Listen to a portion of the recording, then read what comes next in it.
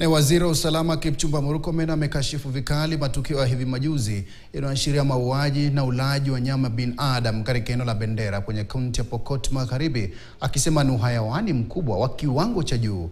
Akizungumza katika eneo la Kapenguri alipohudhuria jukwaa la kujadili masuala ya kiusalama, Murkomen alitaja kwamba tayari kuna baadhi ya washukiwa wa visa hivyo ambao wametiwa mbaroni, akieleza ongezeko la visa vya ulanguzi wa binadamu na mauaji katika eneo hilo. Murkomen alihusisha visa hivyo na usalama wa kanda, ikiwamo usalama mipakani, ulanguzi wa binadamu na uhamiaji haramu kutoka mataifa jirani. Aidha, alihakikishia familia hizo zilizoathirika na mauaji hayo ya eneo la Bendera kwenye kaunti ya Pokot Magharibi kwamba serikali itawachukulia hatua kali za kisheria wahusika.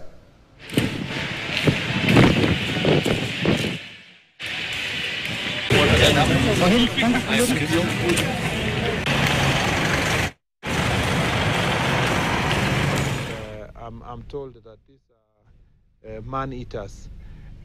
This is extremely very sad story. I do not wish to say more now because I don't want to jeopardize the investigation that is ongoing. Those who have been arrested are in cells. Investigation will go on, but we will do investigation to find out what exactly happened. But also we will have to audit our systems to know how did such a very heinous act happen in a place like this and escaped the all security systems and apparatus, and also escaped the public.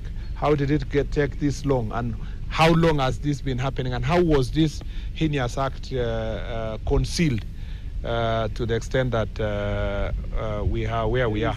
A lot of illegal goods that come through this border. People not paying taxes, going to import goods through Ugandan border. Again, contraband and counterfeit goods also being smuggled through that border. We also have challenges that are related to